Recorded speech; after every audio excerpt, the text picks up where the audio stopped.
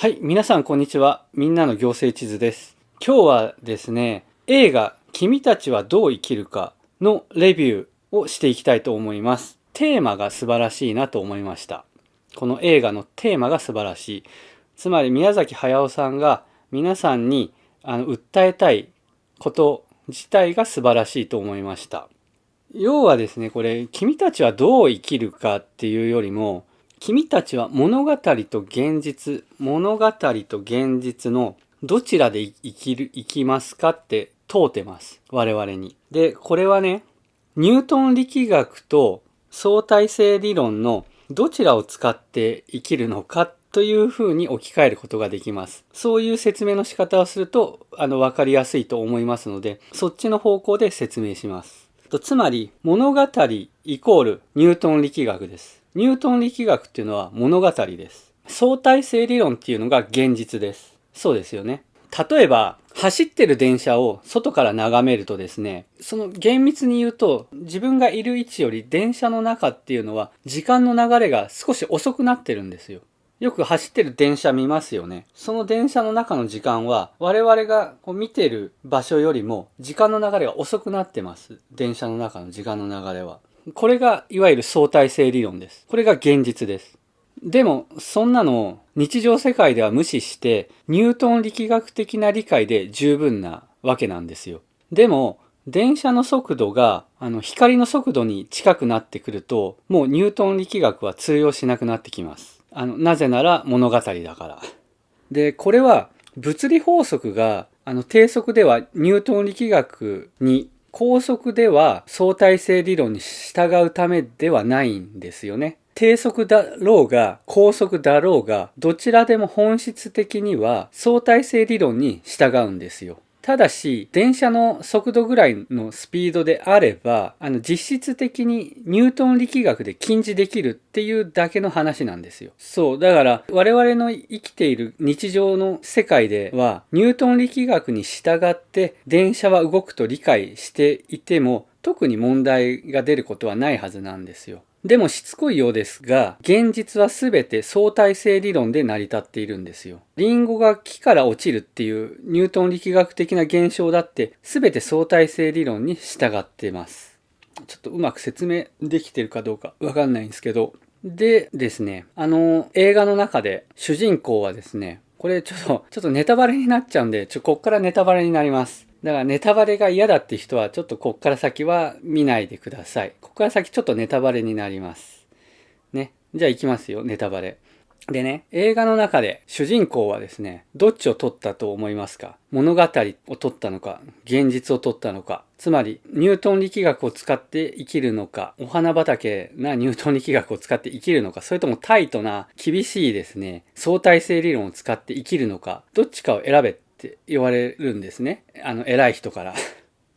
で、どっちを選んだと思いますね。主人公は、なんと、現実の方を選びました。つまり、現実を直視していきますと、私は、お花畑は嫌です。そんなニュートン力学なんて物語ですよね。オカルトですよね。お花畑じゃないですか。いや、自分はちゃんと現実を直視して、相対性理論を使って、これからの人生を生きていきますって宣言したんです。映画の結構終盤の方ですよね。そのシーンは。きっぱり宣言しましたから。これ映画の中で。私は現実の世界で生きますと言ってますんでね。そういうことなんです。で、じゃあそうするとね、じゃあこの作品、この君たちはどう生きるかっていう映画は、じゃあその主人公が宣言したように、現実の世界、現実を直視して相対性理論を使って生きることがいいことなんだよって言ってる映画だと思うじゃないですか。ところが違うんですよ。ところが違うんです。ここが私が最初に言った素晴らしい部分です。そういう終わり方をしないんです、この映画は。これが素晴らしい。どういう風になるかっていうとですね、それを肯定しないんです、特に。否定ももちろんしないんですけど、現実を選んだ主人公の考えは、肯定も否定もしません。むしろ、肯定をしないどころか、むしろですね、どっちかっていうと論調がですね、物語を選んだ方がいいんじゃないかっていう風な感じになってくるんですよ。つまり、ニュートン力学っていいんじゃねみたいな感じになってくるんです。うん。それが素晴らしい。どういうことかっていうと、つまり、その相対性理論をを使って生きるってことは、常に、なんていうかな、ちょっと違うかもしれないけど、シュレーディンガー方程式を解きながら、生きていくようなもんですよね。すごいめんどくさいですよね、そんなの。そんな生き方めんどくさいですよね。毎回シュレディンガー方程式を解きながら生きていかなきゃいけない人生めんどくさいですよね。なんかややこしいですよね。もっとシンプルに生きたいですよね、人生。なので、ニュートン力学使ってる方が楽ですよね。楽だしシンプルですよね。もちろん物語で、ニュートン力学は物語であり、お花畑かもしれないけれども、でも我々が生きてる世界では、それで近似できちゃうんだから、相対性理論とほぼ近似できるんですよ、ニュートン力学っていうのは。であれば、そっち使って生きた方がいいんじゃねえのかっていう感じになってくるんですよ。要はニュートン力学で日常のほとんどの問題が解決できちゃうんだから、そっちでいいんじゃないのかと。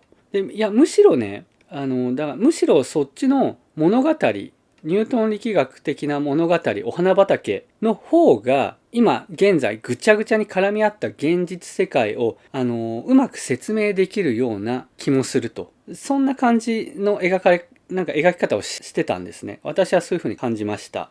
だから物語と現実、言い換えると、ニュートン力学と相対性理論のどちらを使って生きるかっていうのは思想的に大きな問題ですし、思想的に大きな問題だし、少なくとも宮崎駿さんはそう思っているんだと思うんです。ね、宮崎駿さんは物語と現実、もしくはニュートン力学と相対性理論のどっちを使って生きるのか、人間はと。それって結構思想的に大きな問題だぞと言ってるわけです。で、さらに宮崎駿さんは自分はその大きな思想的な問題を特に映画に期待しているテーマであるというふうなメッセージを込めているんではないかと、私は感じました。感じましたというか、もちろん見終わった時はわけわかんなかったんだけど、でもこれは絶対何かね、大きいなんか思想が込められてると思ったんです。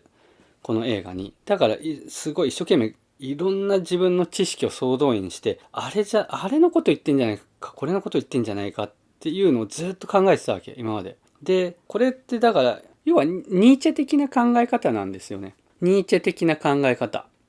うん。そう、これ。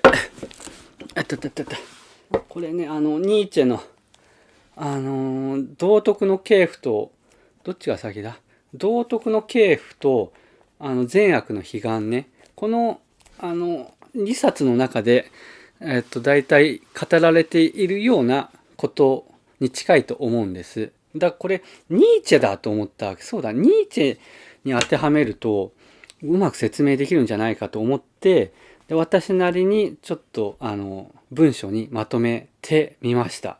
皆様はどう感じたでしょうか？また皆さんはどちらを取りますでしょうか？物語を取るか現実を取るか、つまりニュートン力学、お花畑なニュートン力学で全てのことを禁じしてシンプルに生きていくのか、それとも現実の厳しいシュレディンガー方程式を毎回めんどくさく解きながら相対性理論を使って生きていくのか、これからの人生どちらを選ぶでしょうかっていう感じで今日は終わりたいと思います。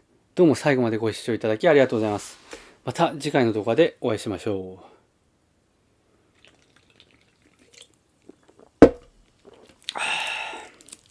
うまい。